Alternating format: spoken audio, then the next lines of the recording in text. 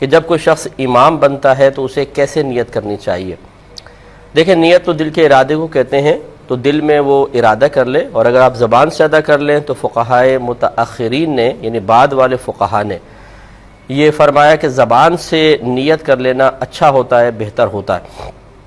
اگرچہ نبی کریم صلی اللہ علیہ وسلم کے دور مبارکہ میں باقاعدہ زبان سے نیت کے الفاظ کو ذکر کرنے کا رواج نہیں تھا،